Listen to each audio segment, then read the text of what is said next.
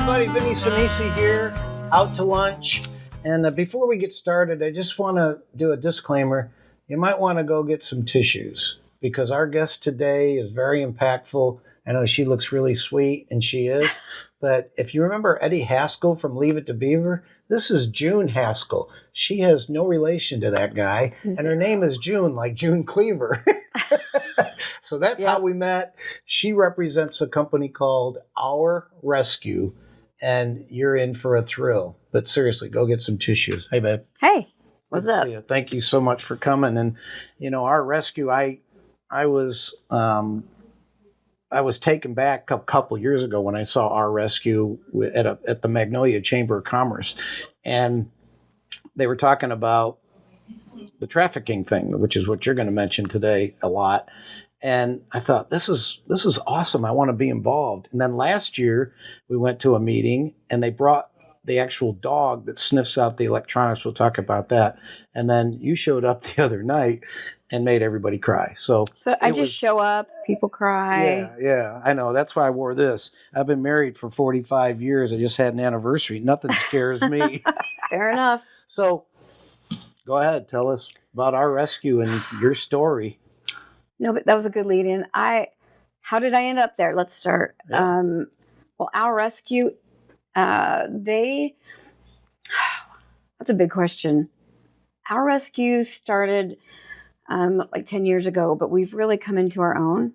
And we really have people at the helm now that are Homeland Security, former FBI, HSI, attorneys who helped write these laws, who helped create programs. When they talk about cases like the Diddy case and Epstein, all those buzzwords and buzz cases, I'm working with people who were part of that. And so our mission is basically to help.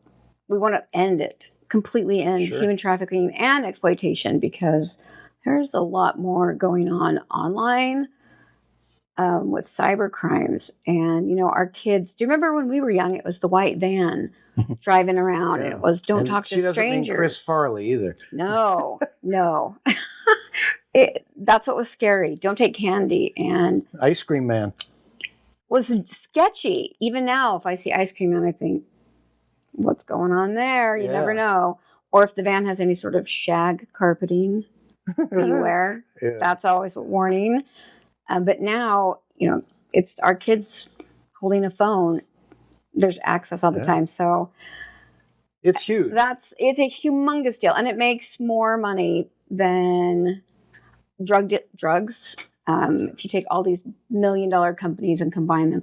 And I should have had some stats with me, but it's a lot. Well, the stats you showed me the other night were phenomenal. And I mentioned some of those stats to people that I've been talking with lately, and they're like, what? So, but your whole purpose for this was really almost to your own psychological treatment, because rather than keeping it all inside, you had to get out and share with everyone else your experiences. And that all started when you were a young girl, right? It did. Years ago, I never thought I would end up where I am. I grew up I was raised in a Mormon Latter-day Saint family, very, very religious upbringing, here's the rules, here's what we do, here's what girls do, here's what girls don't do.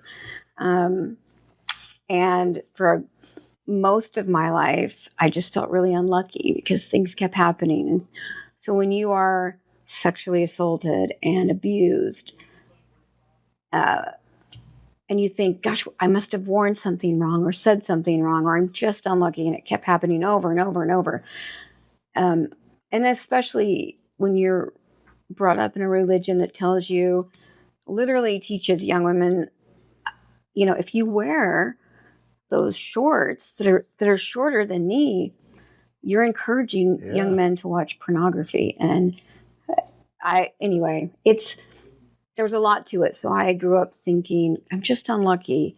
And a good portion of the people who were doing this to me, who I was abused by and assaulted and all that, came from that religious community. And because that's who you know.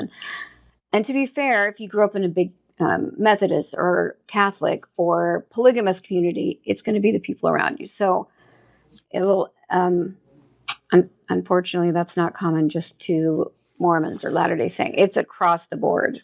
But, And not only is it huge, but young women are vulnerable. They don't know and then they think it's their fault, right? I shouldn't have worn those shorts. Or you want to tell the pantyhose story? Yeah. And you know what? We're taught to be nice, be kind. So if Uncle Bob makes you uncomfortable, or, Uncle Clyde, the guy at church or at soccer, if he's the one that makes you feel uncomfortable, young ladies are taught to be, go ahead and give him a hug. We don't want to be rude. We're taught to be polite. And we should teach girls it's okay to say, I'm not comfortable with that. Or we don't have to hug everyone. But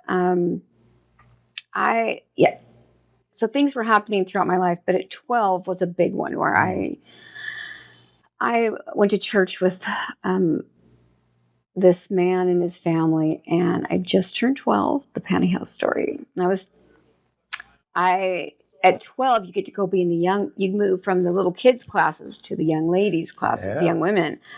And I was so excited.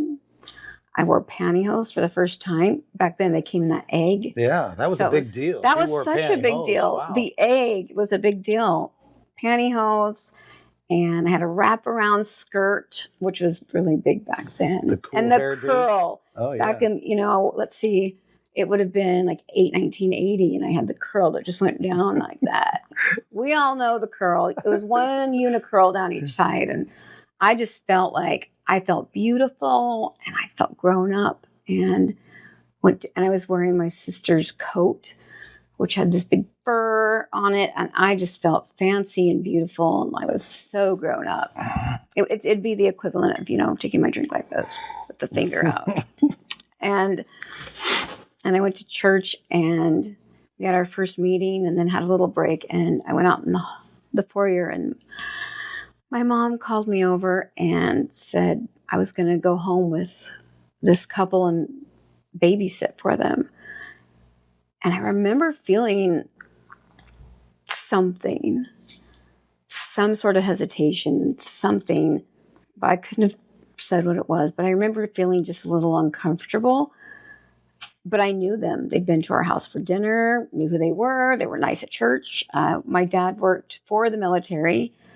And so this man and his family, this man was active duty military, and he was someone that was in our church, went together.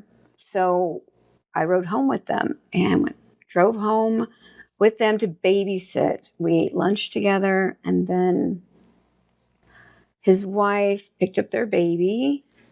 And I remember she just looked at me, and it was scary. I remember feeling scared of her for the first time ever. She just gave me a look and then took the baby, walked down the hall, and locked the door. Because I remember hearing the door lock and thinking, how am I supposed to babysit? Why am I here? Yeah. Why? And then, he asked me to come play a game in the living room. And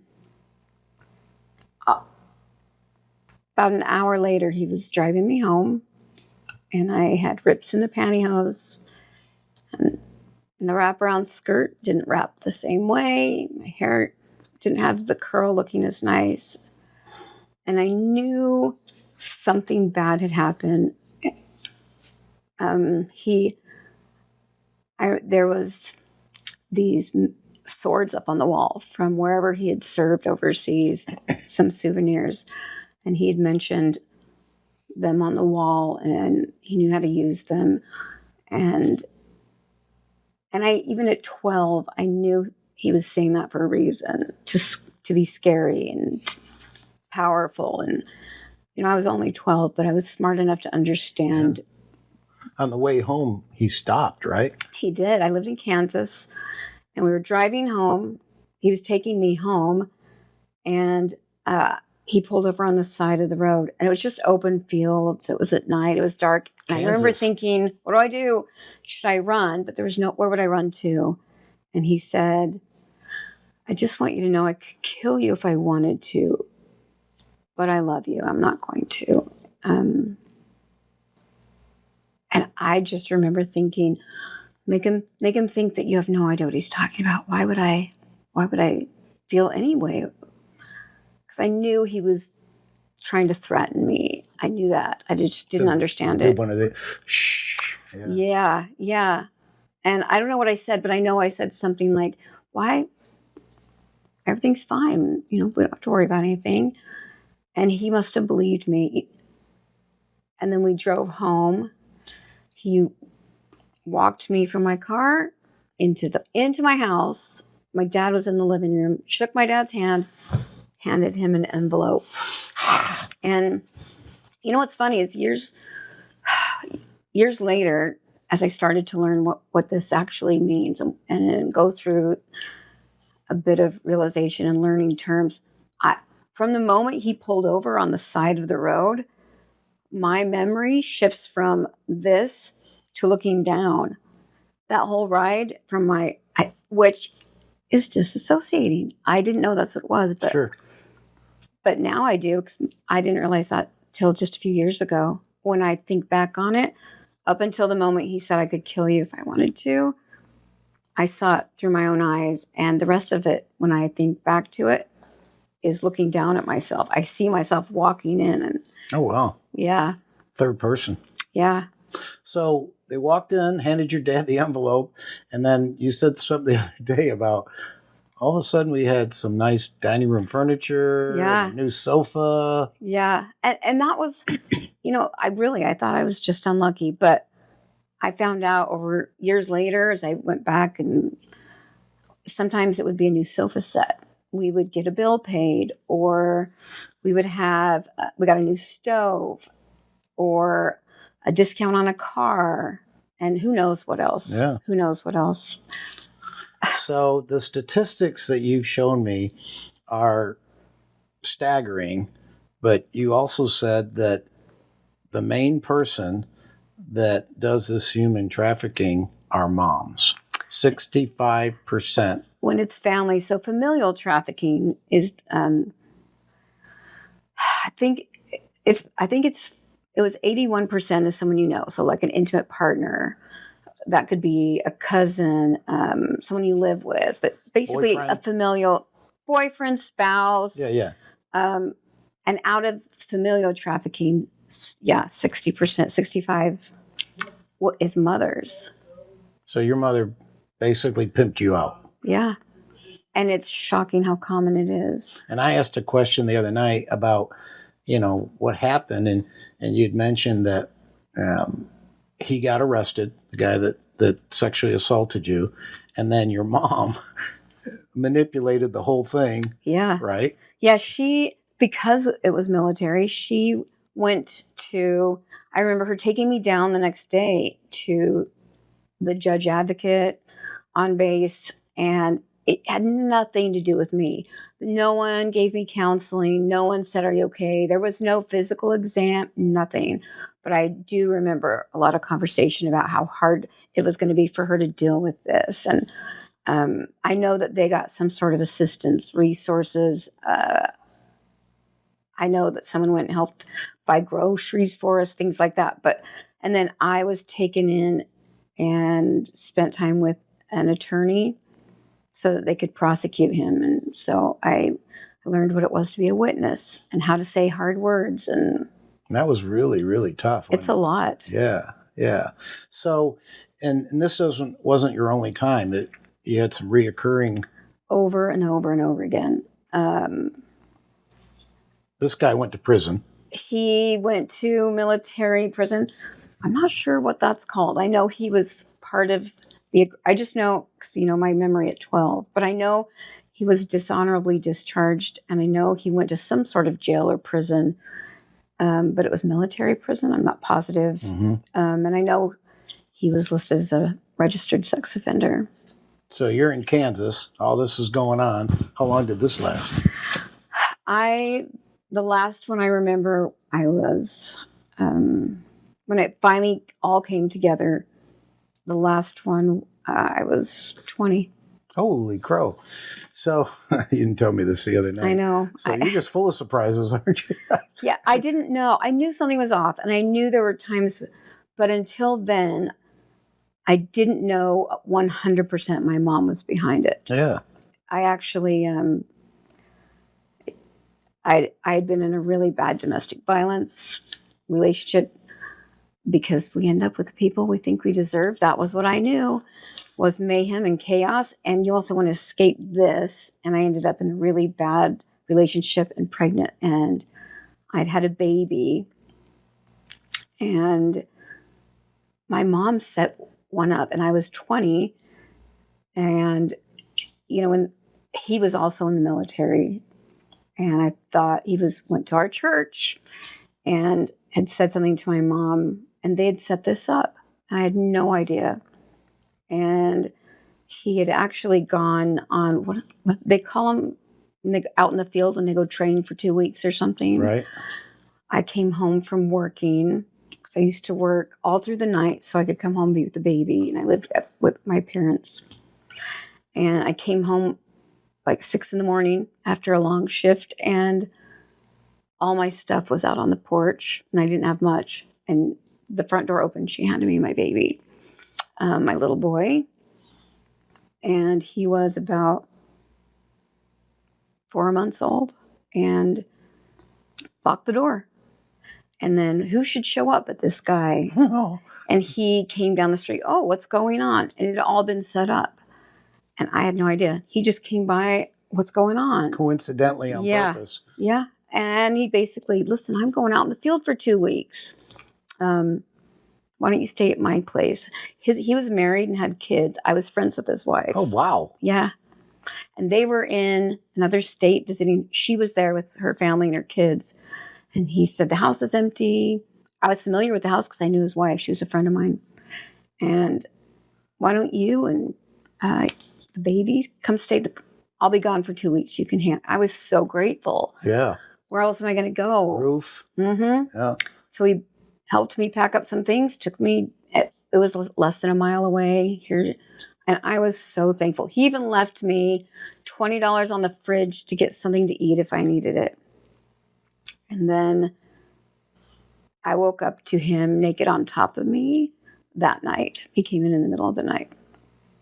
And I thought he was a friend. I thought we were friendly, someone we went to church with. And when I talked and said, what's going on? What are you thinking? Well, your mom set it up. And that was the first time it was completely clear. He was just well, she said do this and this. And he'd given her money and who knows what else. But it was the first time that it was extremely clear. There was no way around it. Yeah. So he told a story that it was very impactful the other night. And it talked about the boulder. Yeah. And this was after you testified? This is years later. Oh, yeah. So this was years later. This has been going on. Years and years and years. This was after the story I just told you. Yeah. I ended up back at my parents' house and holy crow, staying there. How could you go back with your parents after knowing what's going on? Where do you go? Yeah, and you think it's your fault. And this is the important thing, is this was still my mom. Yeah. Your brain might get it, but it's still your mother. And it takes a long time. And it's the same thing as, we see women who've been beat up by their husbands and we think, why don't they just leave? They still love this person, even though it doesn't make sense. Even though we outside looking in, we think, how can you stay with him? Realistically, where are they going to go? Yeah. You're almost on the hook. Yeah. And you want so desperately to believe they don't mean it. I mean, I was that woman. I was that girl. In fact, that's how the Boulder story happened. I ended up with this guy who was awful. And who was the father of my son. And I knew he was awful. I knew it was terrible. I knew I deserved, I thought, this is not what I wanted. And I ended up with him. And a couple of weeks earlier, I was actually with him He lived down the street from my parents' house. And I remember laying on the bathroom floor, just beat up, and memorizing the pattern of the linoleum, thinking, this is the last thing I'm ever going to see, is this ugly green and brown outline. And just laying there, 'cause I'm about to die. Yeah. I'm never going to see my son again. Didn't he like choke you? And That was later that week. later. Yeah. I went back. I was home. He came over. I'd been just beaten up and so many times. But this time, he had his arm around my neck, and we're at my parents' house. And my mom was there. And Of course. his arm was around my neck, and I could feel it. I was getting lightheaded. You get those little spots and think, okay, I'm going to pass out. This is it, yeah. This is where I go down. And I just somehow was able to bite his arm, and like hard enough for him to let go. And my mom called the police on me. And I remember calling, my daughter just bit and she attacked. And the mother called the police on her. yeah. I don't know if you got that. Yeah. And that's been a pattern with my mom, is it was about her. It wasn't about my poor daughter or even about the guy doing it. It was about, can you believe what I am witnessing right now? This is terrible. The attention on me.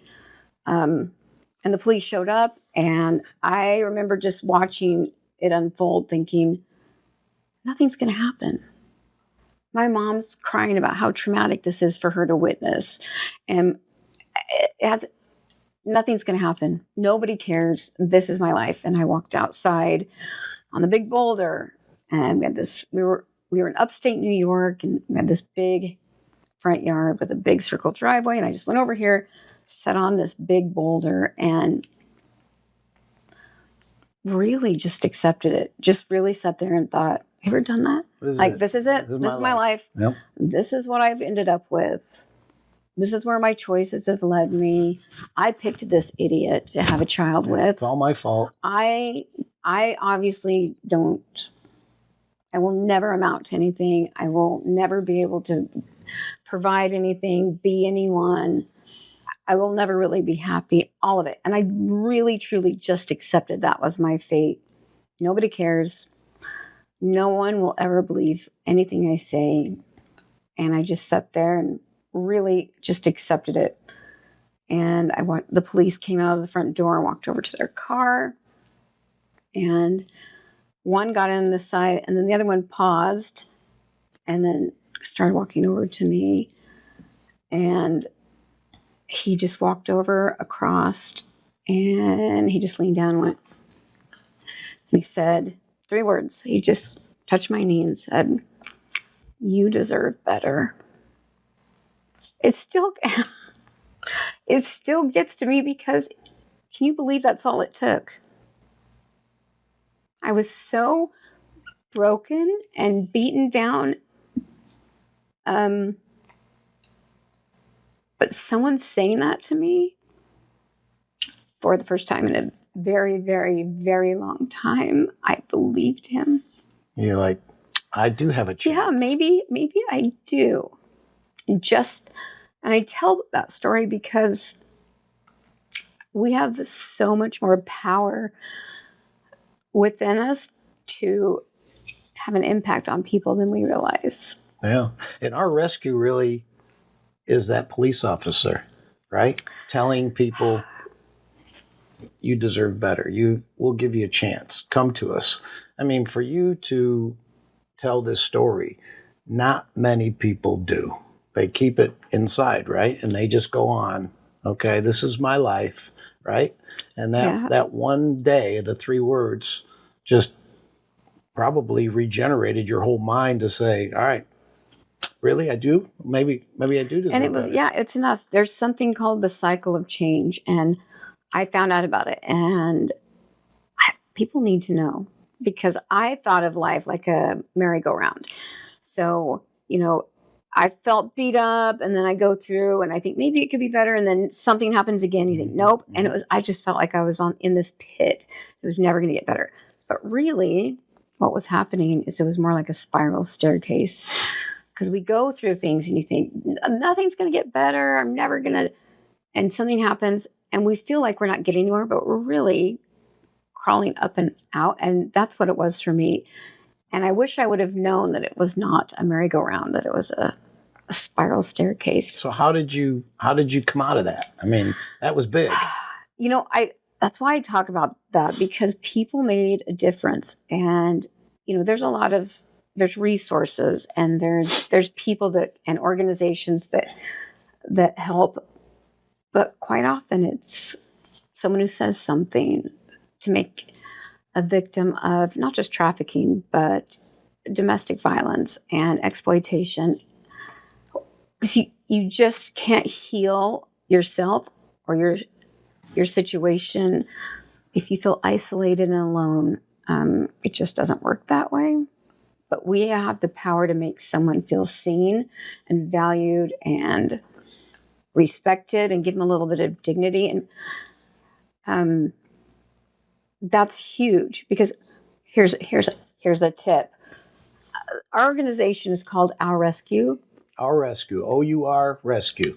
But we are very aware that we don't do the rescuing, really. What we do is we empower these survivors and victims to rescue themselves. Mm-hmm. And that's important, because we don't claim to be these big heroes that come in and save the day, but we do empower the people that help make that happen so that they can rescue themselves. And that's important, because when you think about someone who's been trafficked, they've had all choice and power and control taken away. Mm-hmm. So everything from what color nail polish they get to wear, what color is their hair, what do they wear, when can I go out, when do I work, like everything, can I eat right now? There's a lot of, there's all sorts of different extremes and situations, but 100% manipulated. 100%. Yeah. And even when you don't see it, like I was manipulated,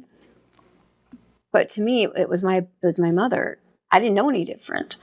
And unfortunately, that happens quite a bit. So we want to be able to give control back to them. So you can give the same thing as you can give someone all the tools in the world, but if they aren't willing to use them, so we empower them and help.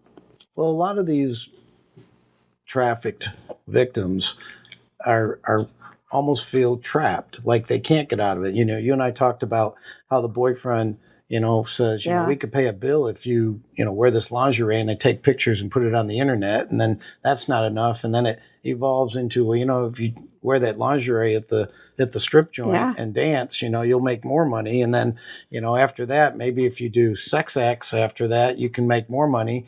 And they take their phones away. They take their identities away pretty much. And how do they get out of that? I mean, if you're trapped, you can't just wake up one day and go, I'll see you later, because they own you. I mean, you talked about that scenario I just mentioned, that guy had 5 girls that he pimped pretty much, and he made $10,000 a day. Yeah. So and how it do you doesn't get out of happen. that? It's like the frog in the boiling water.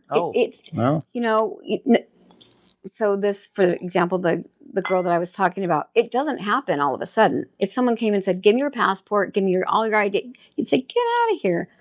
But it starts slow and it's gradual and it's very intentional. They know what they're doing. Sure. So it's, you're just great. We got a real connection. And then these women, these girls, they believe it. This is love. And they can identify. We all have vulnerabilities, but they find the ones that they can exploit. So they look for the girl who maybe isn't getting enough attention at home, maybe feels not accepted. Maybe, she's looking for a way to escape her reality, or there's all sorts of vulnerabilities. Maybe she comes from poverty, or maybe she's in a drug endangered home, whatever it is. And it's not just girls, but maybe this young man as well. Yeah. And what's scary now is it's not just the guy pretending to be the boyfriend, but it's on their phones. Yeah. So they're grooming our children on an app. And then it leads to, I can talk to you. And you seem much older. You're very mature for your age. And they're connecting online. And then it turns into, I know you said you liked those shoes. I'm going to send you some. Or I feel like we can really talk. And next thing you know, they're boyfriend and girlfriend. And then it's, you know what? I'd love to meet you. Do you think you could sneak out? And then it's, let me send you a ticket to meet me here. And Huge. it happens all the time. So our rescue is a charitable And it's organization. nonprofit Yep. deal. And I met Derek, right, who used to be like Homeland Security. Yeah. Yeah, he was a big dog. Met him last year with the dog. So I want to talk about the dog because that really was impressive.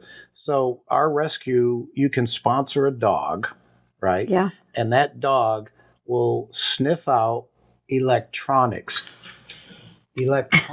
not drugs. And I've seen the videos of the dogs being trained, and I've seen them in the field where I'm gonna preface it, but these pimps keep all their victims, all right, and they keep them on hard drives and thumb drives, right, and they hide them, right. So tell us how they go about trying to prosecute these guys, because they have to have probable cause, right? Yeah. And it's, so I was telling you, it's not just these pimps. It is your neighbor. It's Your mom, the scout leader. It's a parent. So what they're doing is they're downloading, it's called CSAM, child sexual abuse material, which we used to call child pornography. Right. But they changed that because if child pornography infers that, pornography is something where you have to consent to. Kids can't consent. So let's just call it what it is. So it is a child being sexually abused and someone's filming it. So what they do is there's sites online where they trade this. People are making it. So these people will download it. Yeah, they'll trade it like trading cards. They'll say, oh, I've got this, and all different types. How young do you want? What do you want them to look like? And it's pretty bad. It's horrific. Yeah. And so what happens is they'll download these images and they'll save them. We're not talking about 10 pictures, like thousands and thousands of images of children being raped and assaulted and abused. And they're trading them. So when they do download it, it flags Google or Drive or Cloud, whatever they're using. That's cool. And it sends a message to NCMEC, which is the National Center Against Children. Oh, look at that. NCMEC. Google it. Yeah, it's been a long day. Because now I'm trying to remember NCMEC, and they look through it and say, yes, this is accurate. And then they send it out to, let's say, this person, Bob, in New Jersey. Thank God you said New Jersey. Yeah. You don't have anything to do in Texas. Nothing, of course, nothing in Texas. And then the police department there looks at it, and they go through, they find out, okay, they can look through, and they'll be able to track down where Bob lives through his IP address. And when I say track down, there are programs where ICAC is Internet Crimes Against Children. They can look, they have programs, which Our Rescue's been able to donate these programs and hard drives and software, everything they need. So they'll pull up an image, and maybe you see this child, and in the background you can see a little part of a blanket. And they can go in, zoom in, and find out where was that blanket made, what fibers were used, and they can use that. When was it bought? Yeah, it was in this part of this state, and they can track down where this person lives and find out, okay, where was this filmed, and hopefully find out where the child was abused so they can go in and help. So there's much more to it. So they go to Jersey and they track down where Bob is, and the police go in and they do a search and they pull everything out, and then they call the dog. And the dogs will come in and they can find these little chips. So it's in your phone, it's in a thumb drive. I've seen some of them hidden in a pretend nickel. It wasn't a real nickel. You open it up and there's a chip in there. Jeez. It's those little tiny SIM cards. Yeah. And the dogs are trained. There's a place in Indiana, which is amazing. And Our Rescue built this barn and had them go in. And so these some of them are raised like little puppies, go in there and they learn how to sniff and sense the glue and the coating on these SIM cards that prevents them from overheating. It I've is seen this amazing. in reality. It's amazing. It's amazing. And then I've seen they can hide them in walls, in jars, just in the tiniest little places, and they will find them. Underwater. Yeah, it's beyond impressive. And they make a difference because those dogs will go in and find what, the officers can't. They do a lot, but they can't find stuff in walls and underwater and buried and it just looks like a quarter. Yeah. In a jar full of That's 100 crazy. quarters. So they find it, and then they're able to take this. This is now evidence, Right. and they can use that. And the officers put everything together. Then the attorneys get it, and now they have the evidence to help prosecute, and then hopefully it leads to these guys being put in jail. So it's really a chess game because they've got all these ideas on how to hide the evidence and their pictures and the SIM cards and everything else. And the law enforcement on the other side is like, well, how do we combat that? And we just bring in the dog, and the dog is phenomenal. But they have to have probable cause to get a search warrant and then actually go in there, right? Yeah. That's probably one of the toughest things to do. Which is why, NCMEC, National Center for Exploitation, again, never mind, I'll keep working on it. Yeah. By the end of the show, she still won't have it's it. the It's okay. second someone asks you. I talk about it all the time. NCMEC, look it up. You're not that old. I mean, you can't be that senile. No, I'm super young. So, yeah, you are. So I can't believe you look this great after that history. I mean, just to be able to live what you think is a normal life, which is really a real normal life other than the normal life you thought you were living. And that's phenomenal to me. We have to have more people come out and tell this story so that we can get the story in more people's heads so that they know what? Because I know people are watching this going, is that true? You have a dog, you have a mom that pimped you out for 7-8 years. You met another guy, and I mean, unfortunately, my story, it's different. It's not common in the middle of Texas or in Utah or in California. And that's why people want to listen, because it can be shocking and it can be heavy. But unfortunately, there's a lot of survivors out there, and there's a lot that are also speaking. We just need to listen. The story needs to be told. That's right. Yeah. And people need to listen and then act. Don't just say, oh, that was a great story. Too bad for her. Get involved. Go to ourrescue.org, right? Right. And do something, because it's, awareness is great, but awareness with action, that's when we're going to change things. Yeah. And it really is more common than people think. I was telling you about Australia. I went to a women's prison in Australia. This is a good story. And I was touring the prison, and the federal police and the guy that ran the prison, they were all telling me, well, trafficking doesn't really happen here. Sometimes, yeah. You were like, I was like, okay, yeah, sure. All right.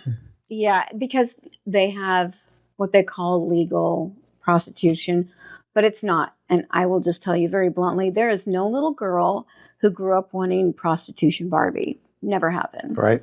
Something has happened to get them to that point every single time. So tell that story about the only one girl raised her hand. So I'm walking around in the prison, we're touring, and we spent a couple of weeks going around talking with officials and kind of training and informing on trafficking and what it looked like. And we went into this room where there was 50 to 100 women there, and they said, well, we don't have trafficking here. Did anyone know about trafficking? No, none of them. And so I shared a little bit of my story and why I was there, and said, anyone here, relate? And one girl raised her hand, and she said, the guy in charge had asked, and no one had been trafficked. And I said, okay, let me ask again. Knowing my story and what happened to me, that, trafficking is basically an exchange of goods or services for commercial sex. And commercial sex, I didn't know for a long time. It doesn't mean in commercials or on a stage. It means traded for something of value, which is a big difference. And a woman on my right raised her hand and said, well, I wasn't trafficked, but when my mom couldn't pay for her drugs, she would give them me. And I said, that's exactly what it is. And that right there is trafficking. So I asked him again, okay, guys, now that you've heard that, my story and what she just said, does anyone here had that happen to them, knows someone that's happened to, or had something similar like that happen? And almost every person in that room raised their hand. Yep. So the problem is it is happening all around us. And even the people it's happening to don't realize what it is or how it works. I didn't know. I didn't know what was happening was trafficking until years and years later. And we have to call it what it is. Yeah. And, we made a joke about Texas, but actually Houston is one of the major hubs, right? It is. It's by the border. You've got some good thoroughfares here. Unfortunately, I think it's in the top 5. It might be 3, but we can check. Well, Google we it. don't Look want it to up. be number 1. I can tell you that. Yeah, this is one you don't. But usually, especially like right now, you've got FIFA in town, Houston. And unfortunately, they bring girls in for things like this. And not just sporting events. If there's a big conference in town, if there's a big church event. We had this thing called OPEC, which is the oil deal, and that was always known for being big into the sex acts and prostitution and trafficking, but nobody really wants to talk about it like this. And this is the awareness that we have to get out, because it's like you said, it's bigger. The money involved, is bigger than drug trafficking. Oh yeah. Yeah. By a lot. And make no mistake, it is a business. Oh, yeah. And they are good at it. They are really good. And you know what? How many of us would really do something? My sister called me the other day and said, that's it. I can't take it anymore. I am in the airport. I see these signs that say, if you know about trafficking, call this number. And she's like, but it didn't tell me what all the signs of trafficking were. What? Would you look at me and think, I bet she's been trafficked? No, we have this idea of what that looks like. Yeah. They have to, they should look like they're on drugs. They should look a little crazy. They should look scared, and they should have tattoos everywhere. Track marks. Oh, yeah. They should. And quite often it's the opposite. So they don't want them to have that. What would you look for? Yeah, well, you showed me the pictures the other day at your talk with us, and of course, everybody's picture, you think of the poverty kid, and they don't have a choice, and they're just going to be kidnapped and taken away. And then you put up the stat about the mom, and I'm like, the moms are pimping out their kids? I mean, I could see a 65%. That's huge. It's a lot. I'm thinking 10, 20%. And so that's the word that we need to get out. And that, of course, that's the whole purpose of Our Rescue, is to get the word out, but also to help the girls rescue themselves. Yes. Come on now. That was good. Huh? He can be taught. I know it took me 49 minutes. It's good. That's good. But what that's do we right. look for? Because it's like an addiction, because it is. if you want to stop smoking, you got to want to stop smoking. If you want to get off drugs, you got to want to get off drugs. And there are facilities and organizations that will help you. But you got to raise your hand and say, and that's tough. If those pimps have you under their thumb, you can't get away. How do you get away? Do you just run away? Or? And you know what people forget is, let's say we can get her away. A lot of, there's organizations, or let's say that you come in and say, I can tell that girl's being trafficked. And you say, come on, I'm going to give you, here's 2 weeks in a hotel. You're safe now. And we walk away and go, we are amazing. Look at us. We rescued her. There's so much more. Let's say you've got a great organization and they're able to put her in a shelter for a month. then what? Yeah, it's It a is whole like, rehab. it is tough. You're dropped into a world that is so foreign to you now. And I've met girls who they have never handled money before. How are they've never got on a bus by themselves. They haven't had a driver's license. I met kids when I was doing the drive along and was in LA. They'd never been out of LA. They lived in California and had never seen the beach. They hadn't been to a zoo. And we're expecting them to navigate a world uh, where you've been raised what normal kids got.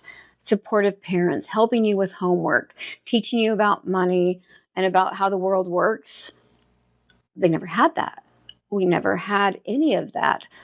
And we take that stuff for granted. So we're asking these women and these girls and these young men to navigate a world that is just as alien and foreign as if we plopped them on the moon. And it's scary. And unfortunately, what happens, yes. It has to be all reprogrammed. And where do you do that? And who do you trust to do that? Because it's easy to be exploited all over again. And our job, our rescue, what we try and do is say, gosh, this organization here, they're doing it right. They've got good people in their training. They just need a little bit of help to fill those gaps. Like, how can we help them do their job? Because we're not going to claim to be everything everybody needs. But what we can do is come in and say, gosh, we've got all these resources and people who really know what they're doing. How can we come in and empower this organization so that we can give trainings and we can like pay for the hardware. So their police department, we can help. Let's get them a dog because we have amazing people who donate money so that we can give them a dog that we've trained and can help their law enforcement. So we don't want to just put a Band-Aid on it. We want to help a community so that when we leave, they've got everything they need to take care of their own community and make sure it doesn't happen here. You know, I help with Camp Hope, and I've had Doug Bayless on here, and we're going to do a podcast at Do-Si-Do on the 29th with David Nolde. His dad was the last casualty in Vietnam, and he took me to Camp Hope, and Camp Hope is a lot of PTSD, which is the same kind of thing. And I met a guy there who was an Army guy, and he got into drugs and alcohol because of the PTSD, and he kept reoccurring. Get him out of jail, and he didn't have any direction, just like this. And he would go back to alcohol and drugs.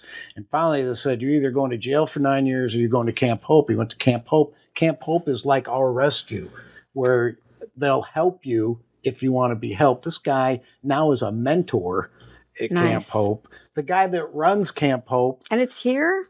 Yeah, it's right here down on by the racetrack. I might have to come back, go see Camp Hope. Oh, it's another one of those hair-raising deals like your stupid stories.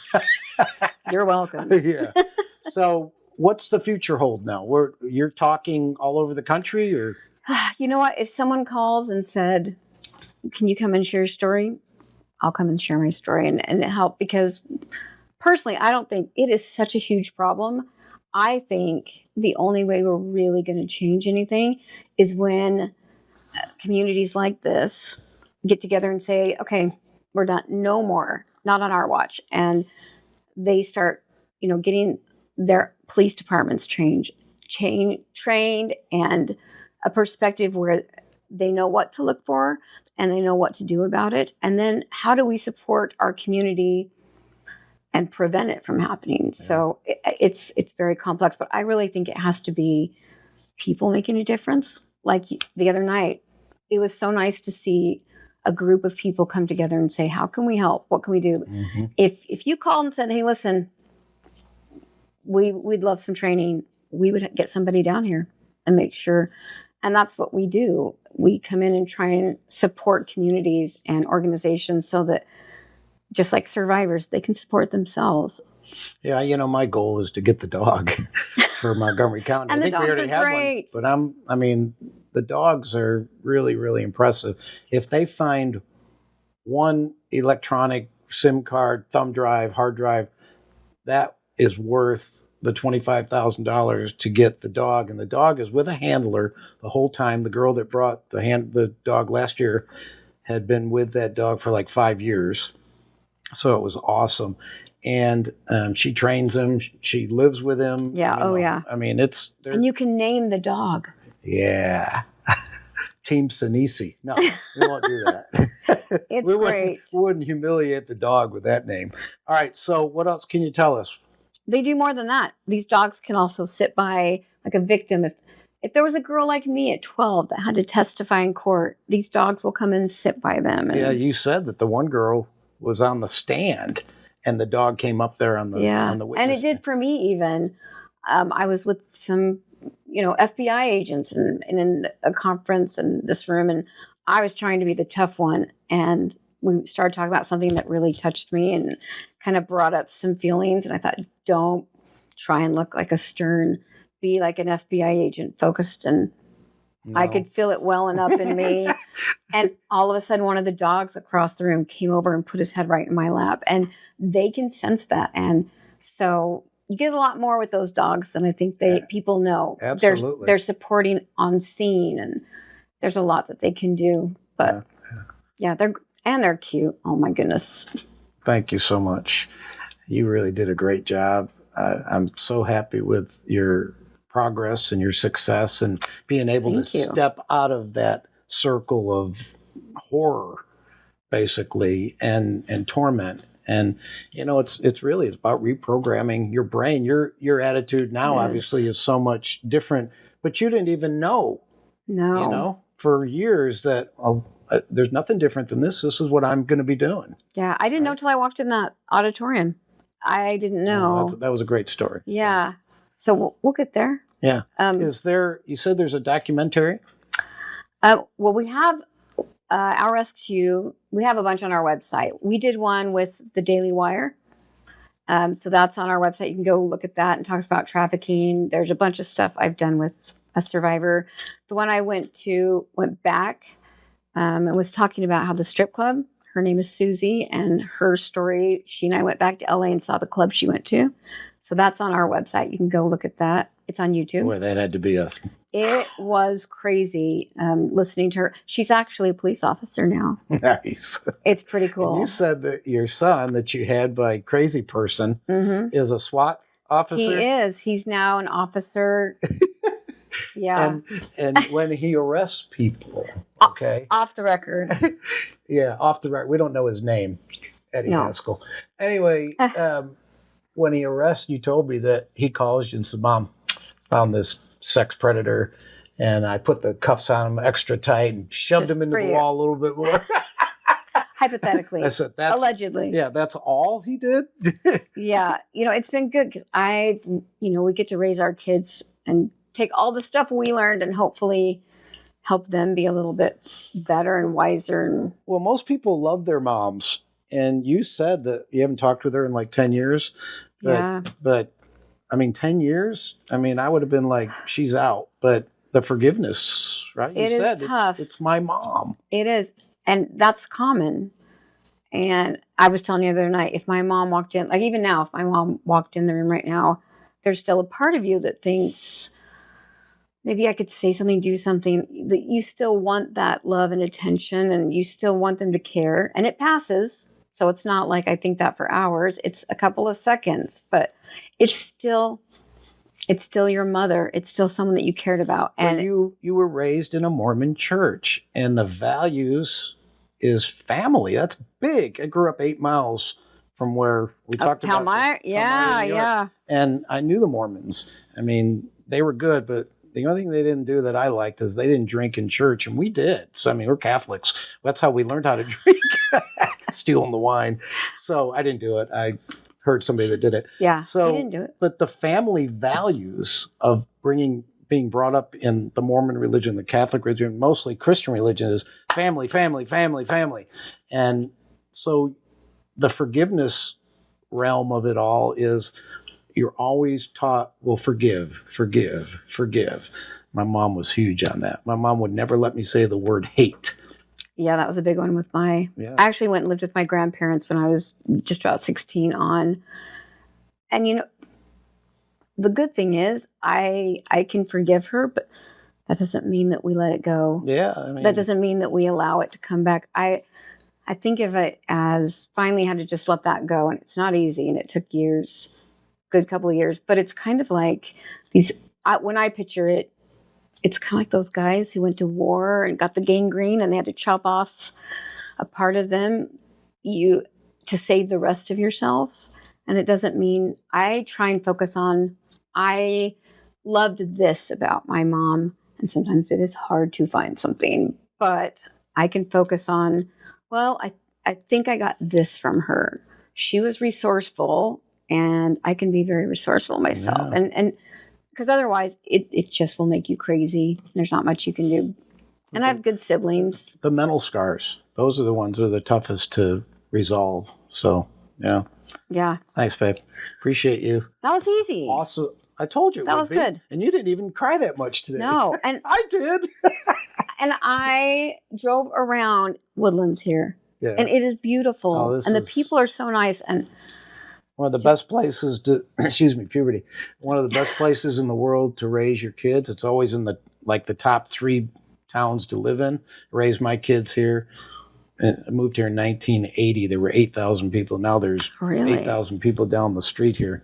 So it's grown and it's beautiful, and we still have our issues. But Montgomery County Sheriff Department, I mean, they have a whole group that tries to Do thwart they? these.